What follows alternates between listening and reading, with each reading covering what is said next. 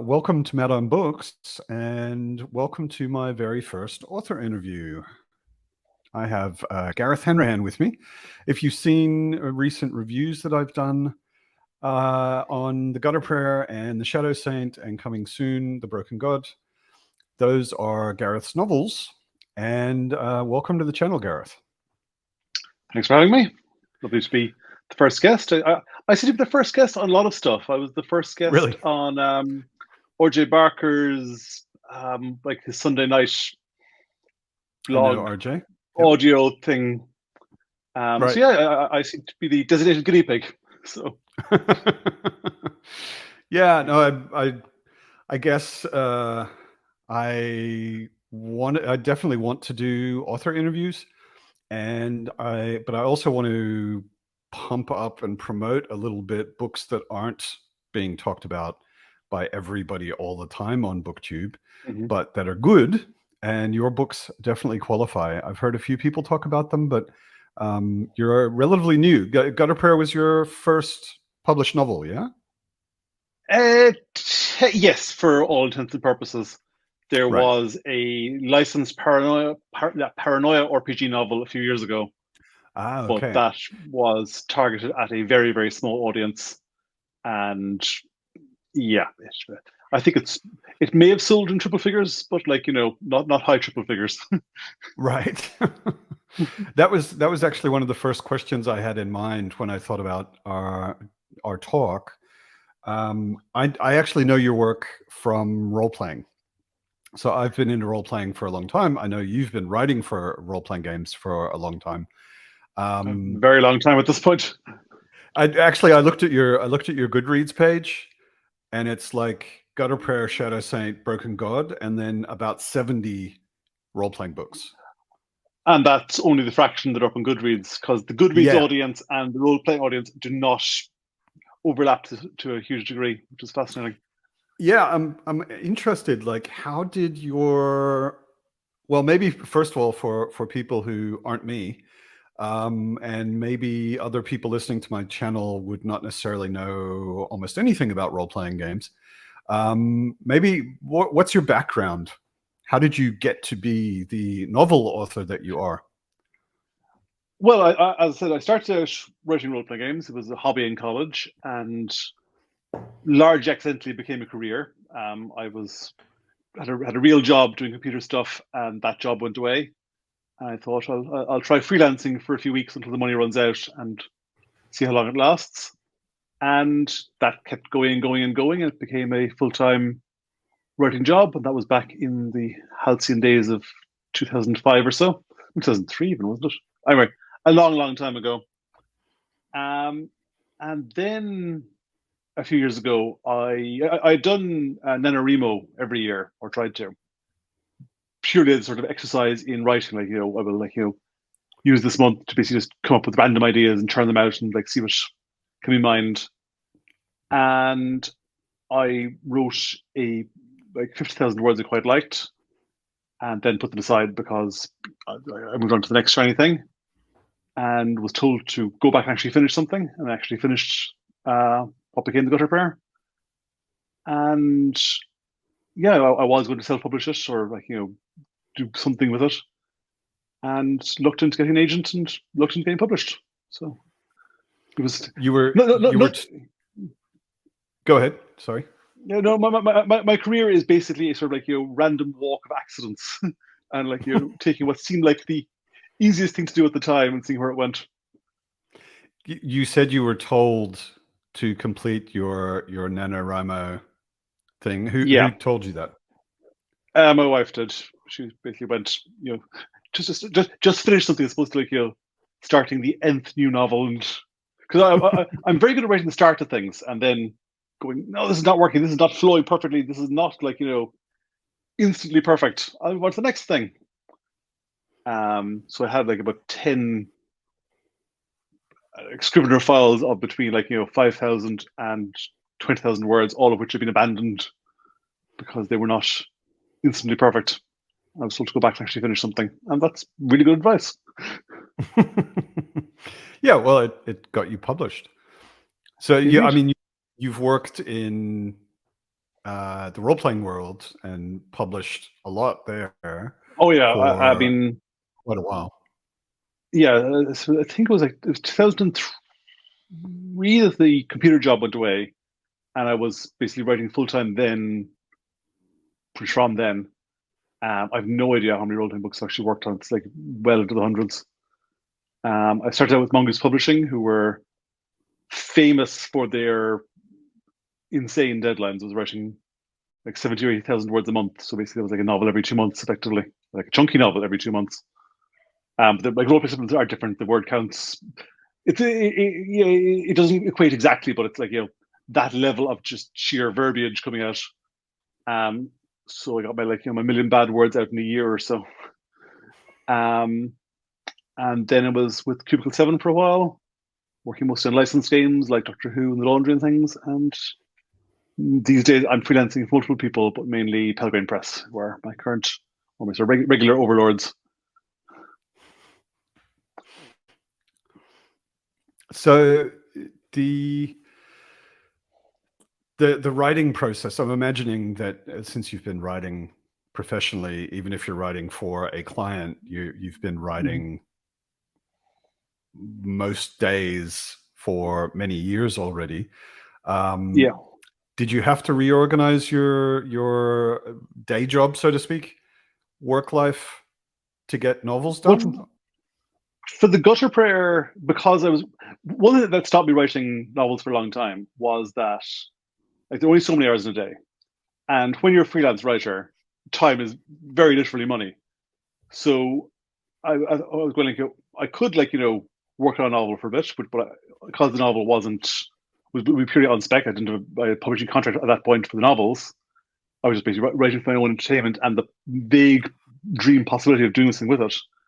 Any time I spent on the novel was time taken away from stuff I knew I'd get paid for. So the Gutter Fair was mostly written at like very early hours of the morning, and random hours I could squeeze in. Since then, I've been like under novel contract pretty much the whole time. So I've sort of split my time between like novels in the morning, role playing games in the evening. All that tends to blur and just becomes like writing every hour of the day that's available. And how would you say that your RPG, your role-playing game writing experience influenced writing a novel?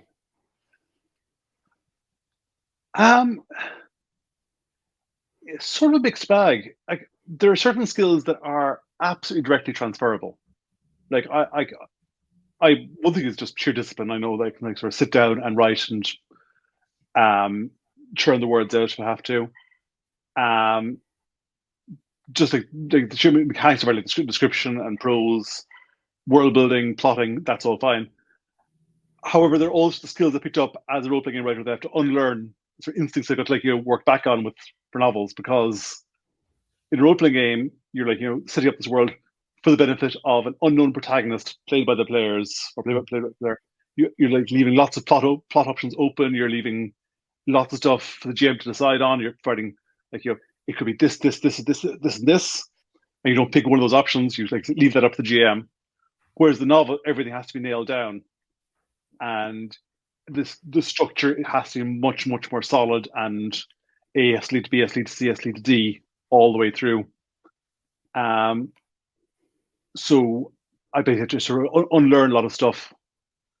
What's actually helped is just having different work environments. I use Scrivener for the novels and Word for the role playing stuff, and like you basically use the graphical user interface of the window as like a mental thing to say, right, when I'm in this screen, I can like use bullet points and do all sorts of weird stuff and leave things open. But when it's in Scrivener, then everything must be nailed down. Yeah, and it's I've really enjoyed the novels. I just finished The Broken God, I think 2 days ago. And it's a crazy world that you've invented. I'm interested. I couldn't help but ask myself. I kind of made a list of guesses in my head, who you would say your influences are. I mean, there's a vague list of influences at the back of the Gutter Prayer. So who did I mention there? I mean, obvious ones are China Evil. I read Pretty Little Street Station. I was blown away by that many years ago, and I can remember I was up in Norway working on the dialogue for the Conan computer game, and grabbing the Scar in the airport and just like devouring it. And like, being in a new country the first time, ignoring Norway completely, going, no, no, finish novel first, then the good country. Robert Holstock is a huge one. Lovecraft and Tolkien are sort of like, foundational. They would be the main ones. So the new weird and the classic weird. the new 100 years ago weird and the new Exactly. weird. Yeah. But also a lot Gwerden. of it, Go ahead. Sorry. No, also a lot of it is just like random bits of nonfiction I read. I mean, like, there's one book that was like, was it? Like, the 10 Wonders of the Industrial Age or the Victorian Age or something. It was this random BBC series which was on like in the mid-90s, and I got the book that came out with it.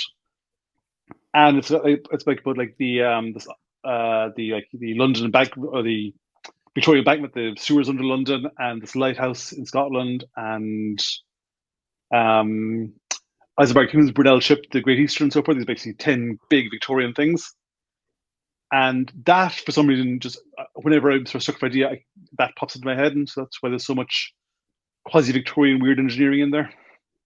It's a very, I hesitate to say steampunk because nothing's based on steam, but I think it's an easy connection to make. If someone likes steampunk, then they might get into Gwerden.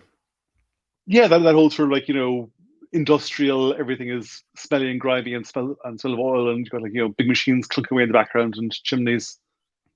Yeah, I mean, I grew up in a city. The whole sort of classic fantasy thing of like rolling fields and forests and castles doesn't seem half so real as like big abandoned factories and industrial stuff. Yeah, I'm a city boy as well, so I can definitely relate to that. The rolling the Tolkien-esque landscapes and things seem very fantastic to me. Yeah, they don't seem realistic. It seems like fantasy because I don't know anywhere like that. Yeah, one of the games relatable. One of the games I play with myself is like going down to like the seaside or somewhere and just trying to get a view where you can't see anything artificial. You can't see like a house or phone cable or something. Like it's harder and harder to like to get this sort of like this window onto this like sort of primal unspoiled world. And you live in Ireland. I think a lot of people who've never been to Ireland imagine that Ireland is just green everywhere and rolling hills and fields and. Yeah, I mean it is very, very green, and there is lots of countries out there, but like we have one of the lowest levels of biodiversity in Europe. When I was renting a house down in Carrigaline, which is this like sort of outskirt of Cork, and if I looked out one window, you would indeed get this rolling green field. There was this old, like not medieval, but like 17th century tower up on a hill of Folly. There was a forest. There was ruins of the stately home, and like cows and farmland. And that was fairly Tolkien-esque fantasy. If you squinted, ignored like the tractor spreading slurry, you could like you could think it's Shire-esque. And then if you turned your head slightly, there was the industrial harbour, the pharmaceutical plants, the giant like electrical windmills, the factory where they make Viagra, the entire world, and they're right next to each other. So yeah, I mean you can't. I mean, fantasy is an escape, but you can't escape that far these days. I'm curious about that. I mean, the books, now that I've read all 3 that are out, and I'll point out again, it's not a trilogy. Not Gareth corrected me on Twitter. It's not a trilogy. There are 3 books out. 2 more coming. But Hopefully, now that anyway. I've read all three, like in the very first one, it reminded me also a lot of Perdido Street Station, Hmm. where it almost feels claustrophobic because the entire thing, except one chapter, which is a very pretty short chapter, the entire Hmm. thing is in this crowded, dirty, smelly city. And then I read somewhere that you had said that the inspiration for the city is Cork, the city that you live in. And I could only think, I'm really sorry that you live in Cork if it's anything like Gwerden. I assume it's not. It's not. It's not. I mean, It's also London. It's also Edinburgh. It's also like sort of a imaginative New York. Because I've only spent very little time there. Um, it's all like a dozen other fantasy cities all crammed together. It's the city's not called China Mevo. It is called New Crobbizon or Vericonium or all just slammed in. Um, but basically, it was more sort of the I sort of mapped the geography on it a bit. So like for example, that harbour where the pharmaceutical plants are is very close in terms of layout to Gwerden Harbour. So for like stuff in the Shadow Saint, where there's basically boats moving around and fortresses in the harbour, they're all loosely based on locations in Cork. So I could basically be able to go, okay, what like could you see the prison island from this part of the city? No, you couldn't. Could you see it from this part of the shore? Yes, you could. How long would it take a character to walk from A to B? It was just a handy sort of have that mental map of like how far things were and where X was in relation to Y. And then you sort of fill in the gaps, which are currently like random housing estates with ghouls and weirdnesses and temples and blasphemous gods because they're more interesting. Yeah, you mentioned the word map. You said mental maps. I was asking myself the whole time when I was reading the Gutter Prayer, um, where's the map? And I would then, of course, in the second and third book there is a map, but it's a There's a world really map. zoomed out map. Yeah, But did you ever draw a map of Gwerden? I have a couple of very very loose sketch maps. Um, the issue is I know very very good cartographers. I know very very good artists. So if I try and do it myself, it'll just like look like a sort of child scribble. At some point, I will get a proper map done, but because I the map to do this yet, I'm sort of waiting until the series is done. I've like worked. Basically what I want to avoid doing is like having a map done and then go, oh, hang on, it'd be really handy to have like the Gwerden Municipal Tennis Court and just it somewhere. I can't imagine why the city would have a tennis court, but It doesn't seem like the kind of city where people play tennis to me. it really doesn't. No. Or if they had a tennis court, it would be in some very strange underground bunker or something, maybe. Well, no, I mean, knowing me, if like there'd be a line where, like this used to be the tennis court, but now it is like the sacrificial arena for the like blood god Khazar. That sounds pretty appropriate. I look forward to seeing that in book 4. I was wondering once I got to the second book, there's a map, and the map gave me some idea of where things are in relation to other things. But the biggest thing it did for me is made me think, what the hell is going on in the rest of the world? Partly, I don't know. Um, I mean, the first book was written as a standalone. There's no question of really no question of sequels or anything. Right. So there, I was basically able to go, oh, there's the far off country of Ishmir and Haith, and just throw them in as names. And often I would just basically come up with a evocative sounding name and drop it in there and go, right, I've got this, like, this dangling pointer to other plot which I can use at some point. And then when book 2 came out or was being done, I was more sort of international scope to sort of reify some of the names I dropped. But with the map, I added loads more. I have vague ideas to what's going on, but nothing is confirmed until it's actually like, it's the page. But generally, Okay. basically, the God's War is raging pretty much everywhere, and if it hasn't got to a place yet, it will soon, or has already passed over a place, and it is the sort of like the broken land you see at the in the near the end of Broken God, where they're off Yeah. traipsing to the wrecked heavens and so forth. That was maybe one of my biggest questions all through the series so far is the God's War sounds horrific. It sounds absolutely traumatic, and it's going on pretty much everywhere except Gwerden, and eventually also kind of in Gwerden. Why is there still civilization? It seems like everybody should be kind of wiped out by now. They're in the process of wiping themselves out. Yeah. The God's War is not sustainable. It is like it has not happened within a similar event has not happened in a long time. And the people who remember the previous ones are people like the scholars down in Quebec who have inroads walled themselves off in the world because these things happen from time to time. But yeah, I mean in a couple of years, if things continue as they are, civilization will be basically will be gone, and there'll be a couple of tribes wandering the wasteland, a la the Broken City down in that Carrie runs into in Broken God, and there'll be nothing left, and all these great empires and so forth will be smashed to pieces. This is not like Right.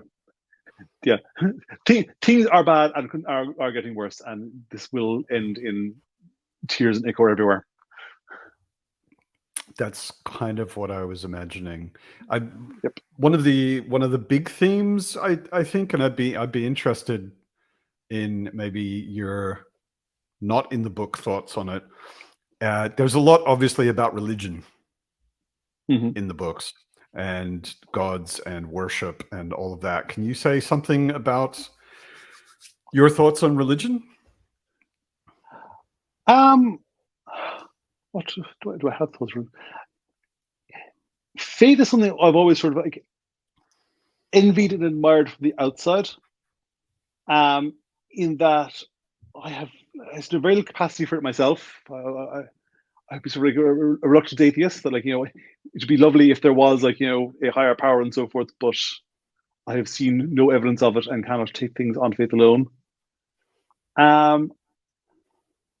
I think religion is a very sort of powerful and primal part of human culture, and that it manifests in lots of different ways. There are that that stuff that would previously have been labeled religion is now taking on different sort of social shapes and so forth. But yeah, I mean, in the books, it's very much sort of playing with the idea, if you were in a world with active interventionist gods, what would it be like? And my answer is, it would be very, very scary. But yeah, I mean, I don't think that faith and morality are either exclusive or intrinsically linked. Does that make any sense? Yeah, totally. Yeah, no, I totally agree with you. Like, if you really had gods, like Gwerden has gods, you wouldn't want to live there at all. Like, gods who really actively take part in the everyday goings on in the world are kind of terrifying. Well, I mean, part of it as well. I mean, one of the there was never sort of one idea that sparked the book, but a chunk of it was basically sort of looking at the complexity of the modern world. I remember we wandered around Tesco and suddenly worrying about supply chains and the unthinkable complexity of there's a bundle of apples there. They came from halfway across the world. Both they're covered in plastic. I don't know how plastic works. How no one person knows how to make all the different components of this thing. There is this massive interlocking pyramid of complex systems, to produce this everyday item of six apples in a plastic wrapper, and just being sort of being aware there's vast invisible forces all around us, and basically, oh, what if they were like angry gods? That'd be weird. I mean, there's also away from the gods and the religious. There's also quite a lot going on in your books to do with trade and dependencies between different countries that produce different things, and supply and demand is kind of a big theme in a lot of ways. Is there research that you did to start getting into those subjects? Not consciously. There was very little actual conscious research on any of the books, apart from very, very specific aspects. Like, I've got a book on how Victorian elections worked for, or 18th century elections worked for Shadow Saint, because the election is an important part of that book. But in general, no, I just listen to a lot of national security and economics podcasts, and possibly it's a role-playing background. I don't I instinctively shy away from easy answers. Like my favorite book in the whole world, and the thing that is probably shaped my life more than any other single creative act, is Lord of the Rings. And I love the book beyond measure, but at the same time, I'm always sort of a bit suspicious of the convenience of here is the one thing you must do: you drop the ring into the fire, and everything is good again. Not completely everything. It's very sad the elves go away, and there getting there costs everyone an awful lot. But you shoot the Death Star in the reactor core, boom, things get better.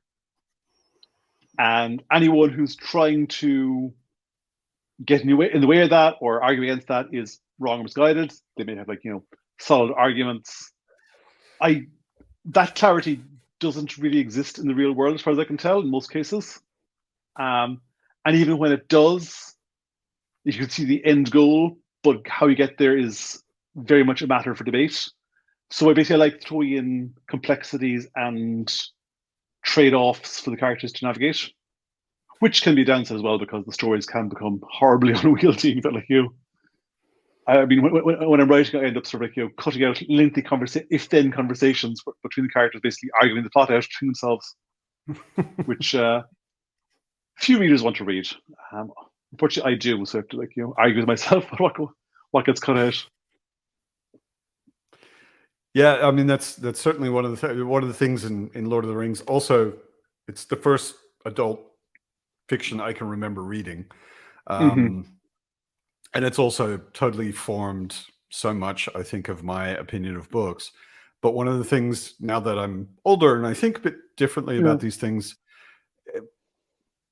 we're just assuming Aragorn's going to be a good king. Yeah, I mean, and you again, this sort of comes back to faith as well, because in the world of Lord of the Rings, in the mindset, there is no question. Rightness has been restored. He is going to be a good king. You can absolutely take that on faith and certainty. But if you sort of move out of that Tolkien mindset, that's sort of the Catholic, there is a divine plan, there is a providence, there is distinct good and evil, and it's at the same time, I'm always nervous of deconstructing too much of making everything full of moral relativism and so forth, because I think that's fair either. But your characters are definitely there isn't a single character in the whole thing that I would say is just good. No. Is there? Or even just bad. I mean, Alina. Yeah, Alina is as close as you're going to get to being a purely good character. Which a lot of people would say is not a good character because she swears more than anyone else in the book. She does swear more than anyone else, and she did try and she did do a small bit of baby murdering when she was younger, but she was like misguided at that point. But and also she is in the position, or has like this privilege of being like the last functional saint in the city, and can beat people up without huge repercussions and so forth. And even No one's going to then, fire her. well, she literally cannot be fired because her her bosses are sort of retired gods. And then she would be as close as it would be to a sort of like a sort of voice of moral certainty in it. But yeah, everyone else, most of them try to be good, I think. But yeah, I'm fascinated by cases where like you've got multiple characters who are trying to do the right thing, but what they see as the right thing is different, and how they've got different sort of horizons as well. I'm fascinated by people like sort of looking far in the future and like going, okay, we if we just get like through these the next 10 years to do better versus like the badness is coming tomorrow, because they're both perfectly valid viewpoints, but it's hard to reconcile them. Yeah, I find it really interesting. Like in the first book, when you're starting to get into a new book, you don't know the author, you're just trying to see how the whole thing works. Obviously, at the beginning, Carrie, Spar, and Rat are the heroes, and we're reading them, we're relating to them, and then and I forget the guy's name, the thief taker. Jeer, that's right. Jeer starts after him, and you immediately think, oh, okay, so those are the good guys, so he must be the bad guy. And I was really pissed off at you when Jeer met his end. By the time it got to that, I was like, he is awesome. I like him a lot. Great character. So yeah, the I guess it's the whole morally gray thing that people like these days, but the characters are extremely relatable, but none of them are just good. Yeah, they may be well motivated, but yeah, but Jeer as well would have would try to be good and would have a better claim than most, but even he would be sort of like locked into a certain viewpoint. But Jeer's death, spoilers here, was sort of a surprise to me as well. To be perfectly honest. That actually leads me to one of my other questions. I think it was, I don't know if he was the first person to talk about it this way, but I think it was George R. R. Martin who said that authors are generally either gardeners or architects. And the architect has a huge plan and knows what's going to happen 3 books ahead and that kind of thing, and the gardener is sometimes surprised by their own characters and where the story goes. It sounds like you're probably more of a gardener. I think so.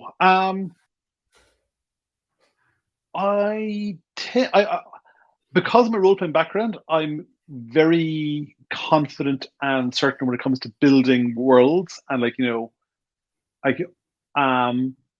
you ask me a question about so the layout of Gwerden or the politics or like how magic works or what the alchemist up to, in terms of institutions and sort of power structures, that I could be fairly certain on.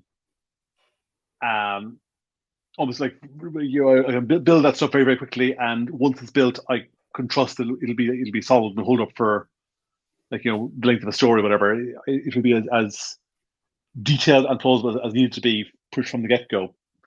Characters I'm much more uncertain of because I'm not as used to writing them, which is a weird sort of freak in my background, I think, because of the role where I did most of my work before, where you want to leave, where characters are either supporting GM characters who I can do, but they're only supposed to be around for a scene or two. So, but protagonists, you expect the players to handle those. So that's a muscle I've been trying to build up and still working on it. So what happens is basically I come up with these power structures, these like cities, these countries, these like interlocking factions, and they're all set in stone from the start.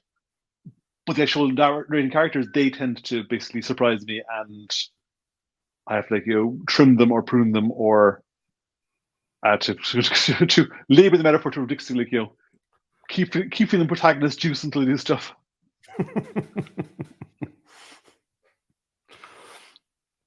Is there a particular, would you say, especially for the main three in the first book, for Carrie, Spar, and Rat, would you say that their characters were inspired by anyone?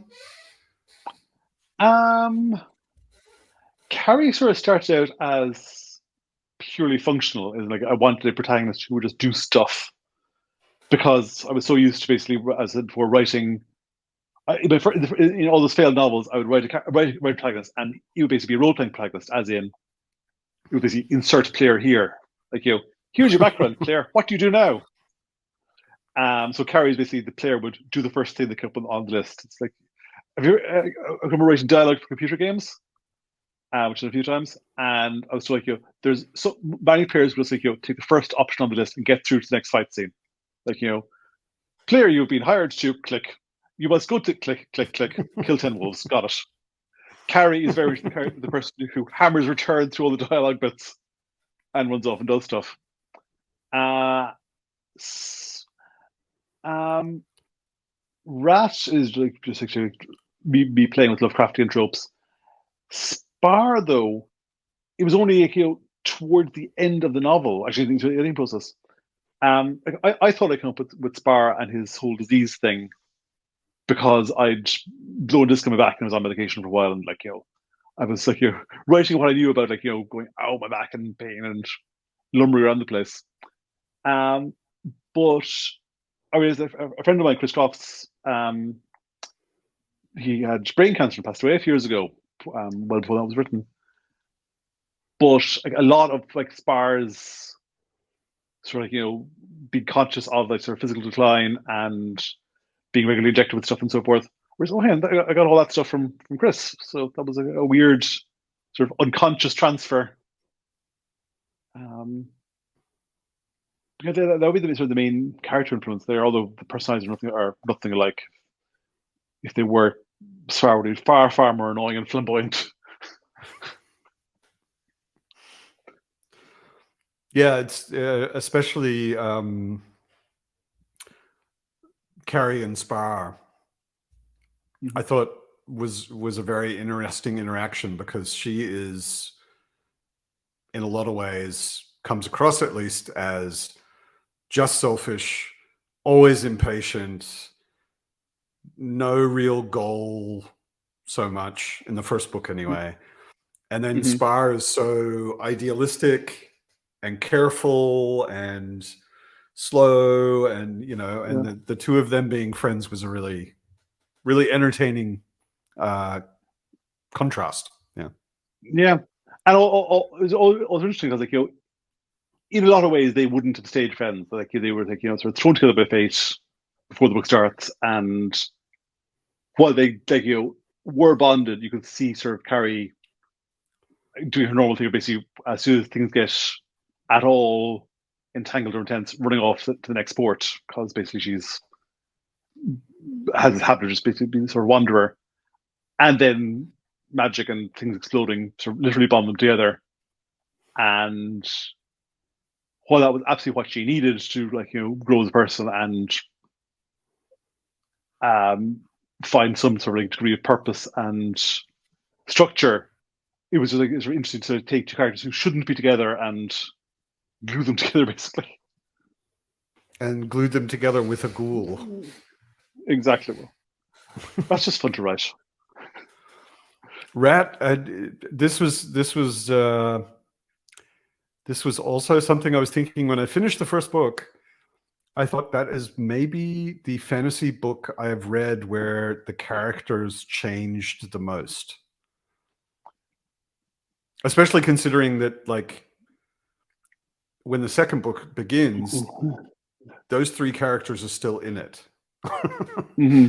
It almost seems like, okay, we're done with at least Rat and Spar in a way. but they just Yeah, change an insane amount. as I said, it was written as a standalone. Like and pitched as a standalone, and then Orbit went, "No, hang on, we'll do another book, and then another one after that."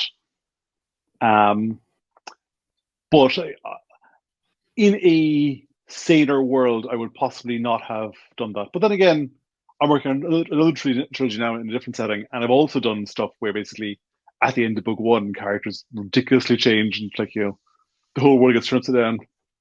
Which I'm not cursing because I'm writing book two at the moment, and the first half of the book so far is since we last met our characters, here's how these changes have been resolved. No, I would definitely encourage you to do that, because I can see how maybe you wrote the first book as a standalone and you weren't necessarily thinking about it, but the most interesting thing about the second and third book is how those characters, or the results of those characters, changing. That drives those two books, I think, the second and third book. Yeah. Yeah, and I like the idea of basically taking one thing that, and this is to get back to what we talked about earlier about sort of the dropping the ring in the fire and things being fine afterwards. If you have the real world doesn't work like that. There's always a tomorrow. There's always what happens next. Everything is a process. So, and often I'm drawn to the moment after that big cataclysmic change, after after the end of the movie, what happens now? I like sort of taking that moment of catastrophe or crisis and seeing, okay, what happens after that? How do things actually work in this new order? Yeah, it's absolutely the really interesting stuff going on in the second and third book. All kind of happens at the end of in the last couple of chapters in the first book, and it just drives through the next two and becomes some of the biggest, most interesting things. You said, and this makes my ears perk up, you said you're writing a trilogy in another setting. Yes. Hasn't officially been announced yet, although if you sort of poke around, there are references in the dark corners of the internet. I am intending to finish the Black Iron books, and I will at some point. They're not contracted yet, but this other trilogy is. So that is what is taking up the bulk of my writing time at the moment. Although book four is partially written, I keep poking away at it when I get a spare moment. But right now I'm working on this other series, which is a bit more traditional fantasy. In that, I'm currently writing about an elf and a human wandering around mountains, and there are there are bucolic scenes and countryside and so forth. But then in the previous chapter was lengthy argument about geopolitics and trade, and basically the exports of Barad-dûr. Okay, but I assume you can't tell us a whole bunch more than that. I shouldn't, because it hasn't been announced yet. That said, I want to talk about it because I can, and I won't drop names or give too much of a summary. But the initial hook basically is that 20 years ago, this band of mismatched heroes, your standard fantasy group, your D&D party, go off, slay the Dark Lord. And there's a line in Talks Afterward, Lord of the Rings, or forward, in fact, where he basically goes, Lord of the Rings isn't based on World War II. If it was, then the ring would have been seized and used against Sauron, and Barad-dûr would not have been destroyed but occupied. I always thought that's a fascinating concept. So basically, it is these heroes have occupied the city of evil, and the fighter now comes back after 20 years and is told darkness is rising again, and the party cleric basically goes, I've seen this vision of the dark future. I think one of us is responsible. And the initial book is basically a sort of whodunit with the adventuring party as the cast of suspects. Okay, sign me up. Excellent. Hopefully, it's due out in May of next year, so hopefully the publicity machine will be cranking into full swing fairly soon, with covers and. I will review it very happily. Excellent. Sounds like a great idea. First book has gone very well. Second book is I'm in the doldrums of the second book. Every creative project goes through the period of this is the worst thing ever. I'm a total fraud. Doom is upon me. Nothing good could ever happen. I want to die. So that's been fun mornings the last few months. But it will all magically come together at some point, I pray. I'm sure it will. You've done all right so far.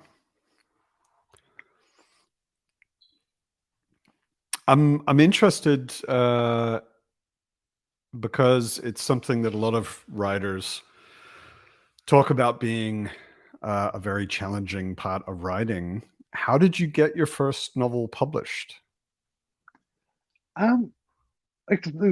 Largely accidentally. I said I wrote the gutter prayer. I submitted it to one or two open calls, and it got towards the later stages, but I heard nothing back really. So I was going to self-publish it. I knew nothing about self-publishing, but friends of mine had self-published stuff, so I was vaguely chatting to them and going, I could kickstart this and put together my for a cover and so forth. And I mean, I've done enough stuff in role playing. I know lots of small press publishers, so the technical stuff I was fairly confident I would be able to either handle or find someone who would do it for me. But a friend of mine, Richard Ford, who I worked with at Mongoose Publishing, is one of John Jarrell's clients, and he said, "Oh, John Jarrell has basically a constant open door to new submissions. Send him a copy of manuscript." I did, and John said, "I like this. I will try and sell it." And I went, "Cool." And then a few weeks later, he went, "I've sold it," and I went, "Also cool." So I feel kind of guilty because you hear about this called submission grinder, where people send out the book manuscript thousands of times and spend years getting agents, and it just sort of happened. And it was not due to the book being of such supernatural quality that people were falling over. It's just the right doors open at the right moment, and I had the right connections, and it all just happened very smoothly. But I still feel I should have wallpapered in rejections, and I don't. But I have been writing for a long time. I've worked. Should I cut this part of the video out so all of the other fantasy authors in the world don't get pissed at you? I mean, I've said it before. I should be safe enough, and I am. I apologize for everything in the world anyway. So I mean, adding something to actually apologize for is fine. The sleeping landmine behind me is stirring, but still asleep, so we're okay. All right. I'm interested in how you think your writing has developed over the course of the 3 books. I mean, the main thing is focusing more on character and basically trying to unlearn stuff I learned as a role-playing writer. Basically, you have to one thing you cannot do in a role-playing book is say you feel this. You cannot go, the character feels this. No, because the character is the problem with the player. You can encourage particular emotional states. You can set them up. You can hint at them. You can create situations where you should evoke that response, but you can't. You don't have control over the character's internal dialogue. You don't have control over their internal emotional state. You can try and shape it, but you can't say this is what the character is feeling. Whereas with novels, not only can you, but you're also supposed to try to convey that emotional state so the reader empathizes with the character. So I'm sort of facing this constant fight with myself of oh no, I'm writing far too much about the character's feelings. I shouldn't do this. Versus the novel editor me going, no, you have to do this. You have to do more of this. You're not doing half enough. So trying to find that balance and trying to convey things in a way that both fits my style and works the readers as being a sort of constant battle. And what else has changed? No, just, and also just like you're getting more comfortable with the novel structure. And which is weird because that's sort of feeding back to my role playing stuff. I'm sort of becoming much more conscious of like the player's emotional states and like trying to like cope with like sort of almost like novelistic dramatic situations as opposed to because role playing games, part of the joy is the unexpectedness. And like you throw all these ingredients into the blender and you're not sure what's going to come out when the players actually run into it. Whereas the last few books I've done, there's much more. So, should we take a break? I think I may have to for a minute. Yeah, no worries. Come on, then. So that little break was because Gareth is a conscientious father. And we didn't want to show you minutes and minutes of Gareth taking care of his kid like a good dad. Where were we? Actually, one of the things I wrote down, I made some notes before. I was looking at your blog, and you had an article about the use of Excel when writing a novel. Can you explain that a little bit? Well, in that case, I think it was just about tracking.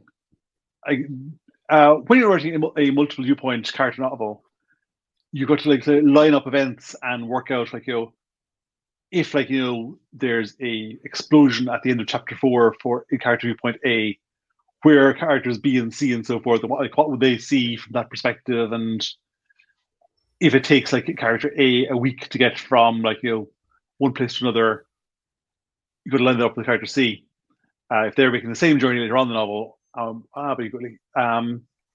So yeah, basically reconciling stuff is always a fun and hideous job because when you're in the middle of writing, you go with what's like convenient for the plot at that moment, and they'll go back and reconcile everything. Actually, I did this huge deep dive into Tolkien's Twitter on went to the History of Middle Earth books, and Tolkien runs into exactly the same problem and had this thing which you refer to as a Timital, which is Icelandic for timetable. Where it basically cross-ups in the phase of the moon and so forth. So like that Frodo and Pippin and Aragorn were seeing the same moon at the same time.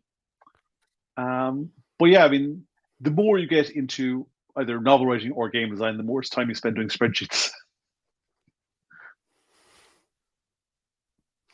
which is not the most inspiring thing, but it's a necessary part of the process.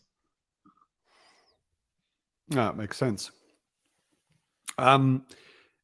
I had the feeling in some of the books, especially in the third one, it felt like maybe you were experimenting a bit, like using some different narrative structures or different perspectives, different kind of POVs. That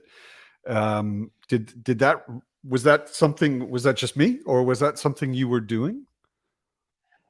It was. I can see where you're coming from. It wasn't conscious. Again, this is probably something that I should get I need to unlearn as opposed to a vital part of my creative process.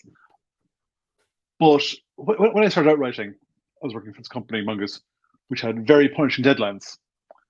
So there was really little time to go back and revise stuff. So if I'd written something in chapter of the role-playing game, unless it was like egregiously wrong, I would have to sort of live with it and build on that. So that's still my habit. Like once I get a chapter down, I'll go back and revise it at the end, but I won't. I rarely cut stuff completely. I rarely say no, this is the wrong tack entirely, and cut things out. So with the novel, I'd often write a couple of chapters experimenting with perspectives, and then I would stick with them, even if they were a slightly more awkward fit than I'd hoped. So a lot of it is basically me creating a headache for myself and then trying to cope with it. Like for example, in the Shadow Sage, the opening chapter of that, or the opening sector, he's basically a character gets killed. It's from the perspective, and they die at the end of the chapter. It's fine. The identity of the murderer changed 7 times in the writing of that novel. And if I had any sense at all, I would have basically either cut that chapter or planned out who the killer was going to be. But because I'm an idiot, I didn't. So I basically keep writing a bit.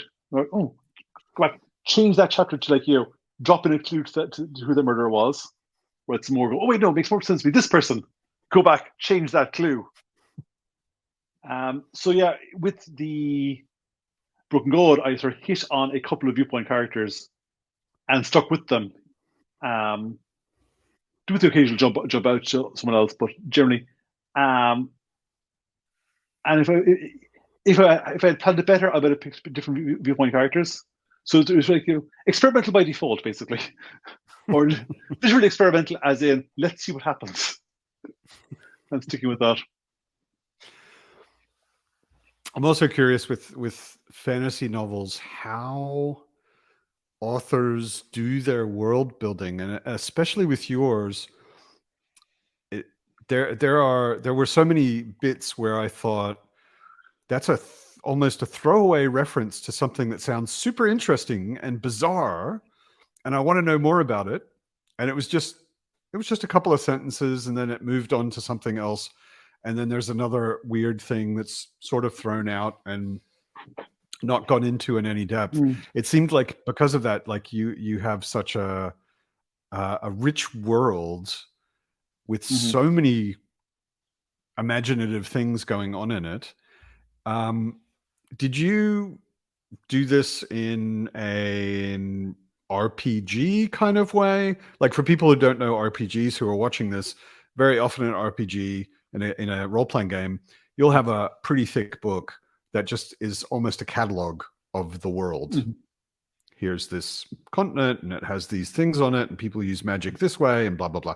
Did you have something like that, or was it, again, sort of coming up as you wrote? No, I mean, it would be, I would write, I go like, okay, I need some weird iconic weapon or some weird monster here. I would throw that out. But what I am very good at is remembering what I've done and coming back and using stuff again. So often I'll throw out some random little factoid just to entertain myself. Like, characters walking on the street, I need to basically have some flavor beyond she walked down the street, it was a nice street. So I go, she walked down the street and past this cafe frequented by tortoise people. And I can happily riff on tortoise cuisine for a line or two and move on. And at the time, it'll be just this, I think, absolute throwaway bit of detail. But because I was sort of a veteran hoarder of a GM, in the back of my mind, I go, okay, tortoise people exist. And then if opportunity comes up to where tortoise people would fit, or I need something to plug in there, I go, hang on, I used that 20 pages ago, or 20 chapters ago, or 2 books ago. I can use that now. So there's no grand plan, but there's a lot of sort of parsimonious improvisation, where basically use what's already established and plug that back in. So it's supposed to go out there and then pick it up again later on. Have you done any gaming in this world? By the way, what is there a name for the world? There isn't really, other than the world of the Black Iron Legacy. Coming soon to the theater near you. No. I mean, people just call the world, or Earth is a sort of I guess people would probably call it creation, or have their own every country have their own particular local name for it. I should probably come up with a brandable and social search engine optimized term for it at some point. No, I mean I've done. There's a free one-shot role-playing game set in Gwerden on my website, and that was sent out to people who bought or who got Arcs of the Shadow Saint as well, and the Spanish translation of that for people who bought the Shadow Saint. And I wrote a couple of games there, and also large chunks of it showed up in role playing games before it became a novel in one form or another. And at some point, I will have to write the role playing game of it, or at least the D&D supplement for this world. But I'm going to finish off the books first and like have everything nailed down. Speaking of the books, Mm-hmm. you said you're concentrating on this other series at the moment, but Yeah. you also told me before that the fourth book is partially written, the fifth book is Yeah. mostly plotted out. Is there anything you can Yeah. tell us about the fourth and fifth? The fourth book is back to Elidora as the main protagonist character. And at this point, and spoilers for book 3, Gwerden's in decline, the alchemists are shipping out, and she goes on this semi-last ditch effort to secure Gwerden's future. There's this lost city. It's actually on the map. If you look, this city basically walled itself off from the world at the start of the Gods War, and she basically thinks that there is a pantheon there, which is something similar to the Black Iron Gods, as in they basically genus down to physical objects, which basically means that they are perfect raw material for a new crop of god bombs. And because the only bombs left are the two the ghoul is currently sitting on top of, she organizes this expedition off there. And she doesn't go herself, but she sets up this armored train to go off and collect these things with a motley bunch of characters on board, some of whom have cropped up in books before. For example, Jeer, the Talaman Jeer, is one of the people sent along as a bodyguard. Dredger's on there as well. And also one character who has been around since the first book, but has not been on screen in a long time. And that's basically the A plot. Meanwhile, we're catching up with Raska down south and what became of him after book 3. And he's in the hands of the people of City of Poisoners and Nastiness, and I can't remember the name of them offhand, and I really should know it. One moment.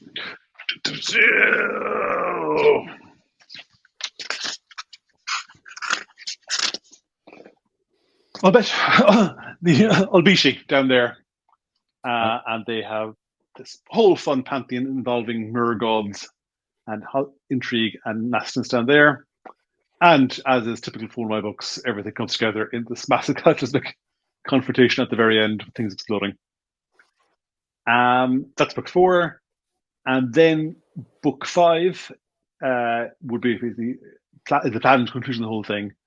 And it is this, it's based largely on the Paris Peace Conference after World War I, where basically all the sides are coming together to try and basically find an end to the Gods War. And of course, everything works perfectly, and everyone comes to a perfectly satisfied conclusion, and they all shake hands. And it's all done, and nothing goes wrong. We've already talked about how much you love, and they all lived happily ever after. Yeah, it's a very, very neat ending. Everything is wrapped up nicely. No loose ends. No cataclysmic changes at the end. Yeah. Sounds great. But yeah, I don't have any release horizon on them other than an absolute promise that they will get done at some point in some form. So help me God. Sure. Yeah, but you've got a new series coming out starting next year. Exactly. Book 1 of that is out in May, is what I've been currently told, but the publishing industry is all weird, and also the world is all weird. So like, by May we may not have paper anymore or something equally inane. A couple of years ago, we didn't for a while, so I know that a lot of publishers were having a hard time. Oh, we still don't. Publishing or printing is still this nightmare situation, because all the paper manufacturers started making cardboard because everything was being shipped in boxes because we were all stuck indoors. So there's still this huge backlog of stuff that should have been published, and paper is still hard to find. And because of all that, lots of printers are out of business, so there are now fewer printers, and because international shipping has gone through the roof, everyone's scrabbling to find printers closer to home, as opposed to getting your books or your board games, whatever, stuck on a boat from China. Yeah. It's hilarious. I was at Gen Con and people were like, sort of passing tips around about like Eastern European printers around. Like they were like, this like Yeah. sort of secret call, like have you heard about the Estonians? The Estonians are good. Sounds like drug dealing, but they're talking about printing. Yeah. Oh yeah, far more cutthroat. Totally different thing. I saw, I think on your website, a quote where you said that writing is the process of transforming tea and guilt into words. Could you explain that a little? The tea part I get, and the words part I get, but what does guilt have to do with it? I mean, I'm not, as I'm not religious, but I am very, very culturally Catholic. So I feel guilty and personally responsible for, but basically the entire fall of mankind, and like everything, every bad thing that happens in the world, and every mistake and error and offense I cause is recorded in this elaborate system in my head where like I can go back to like a particular day and go, oh, how did I screw up that day, and who should I be apologizing for or apologizing to even. So a lot. So I have this work, not so much work ethic, but this like sort of approach to work as penance. That like every day I try to like reclaim some little bit of my good standing in my soul by getting like 2,000 words done. And if I don't, I'm a bad person. It's not healthy. I'm aware it's not healthy, but I don't try right now to find a healthy system. So I'll go with what works. It seems to make you quite productive. Again, that's guilt and guilt and tea. It's worked so far. I've probably taken up enough of your time for the evening. I would like to ask you one last question, or maybe two. What's an awesome book that you read recently? Ooh. Or do you read fiction regularly? That's also, a lot of authors seem to not read that much fiction, but do you? I sort of. I'm doing at the start of the year. I should pause there 1 second. Where is it?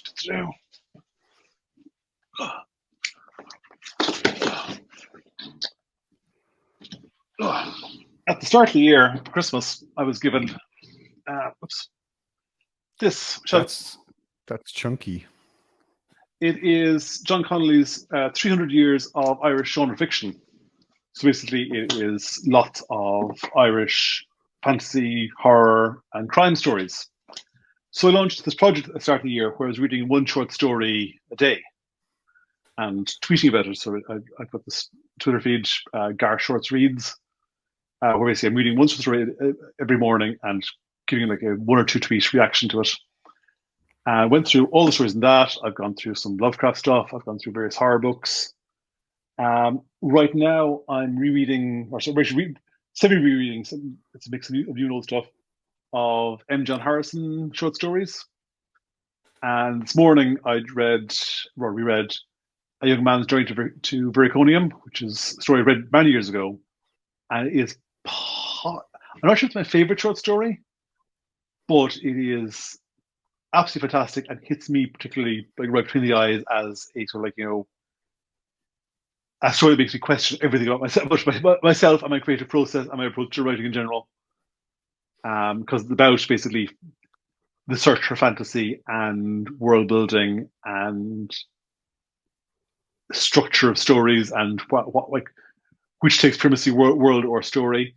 But it does all that while also being in itself a fantastic story about guys looking for a portal to a fantasy world. And it is exquisite, and he is a ridiculously good writer. So that's very good.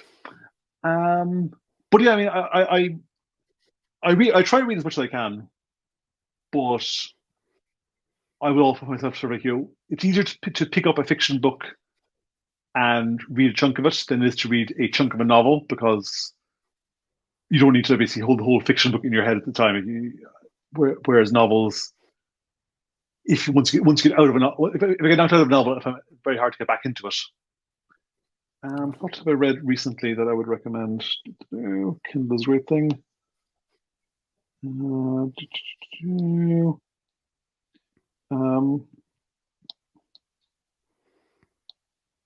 last thing I read that I really enjoyed was very, very niche, but it's Ben Riggs' Slaying the Dragon, which is about the takeover of TSR by Wizards of the Coast. It's a business book, but it's fascinating for people involved in publishing and gaming. And it's very reassuring because you realize that all these like sort of legendary figures were absolutely crazy and had no idea what they were doing. And the publishing industry is largely a tissue of lies and luck. I read it. What do I recommend in here? Oh, the other book I'm really looking forward to is the new John Higgs. Are you familiar with John Higgs? No, I'm not. John Higgs, he's done some fiction stuff, but most of non-fiction on odd topics. So he's this biography of Timothy Leary, and his new one is about James Bond and the Beatles. His one before that was with William Blake. But the book I always recommend to people is his history of the KLF band. It is this absolutely mind-blowing book of weirdness and the loops in the Illuminati and so forth an awful lot. And it's an excellent read. But that's a bit recently. Fiction-wise, I just picked up Sean Connolly's Children of Gwerden Fighting Men, which I felt I had to sort of read, it being an Irish book. And I'm also slowly working on Rob J. Hayes' Titan Hoppers. Okay. Which is his semi-RPG thing. A few months on Twitter going, I want to read the roleplay game of this first and then read the novel. It's like, you just mentioned character class, and they're going, okay, I want to start these out. The main things I'm reading at the moment, again, that and large chunks of talking stuff for research. Cool. That's a lot of recommendations. You ask. I'm quite literally surrounded by books here. Obviously, many of them have yet to be unpacked. Cool. Well, thank you so much for saying yes to a small booktuber, and thank you so much for spending the time. I've really enjoyed your books. I look forward to the next ones. I hope they continue to entertain, and thank you for being very patient with certain small creatures asleep on sofas. Not a problem at all. So yeah, have a good evening, and thanks so much, Gareth. Not at all. Thank you.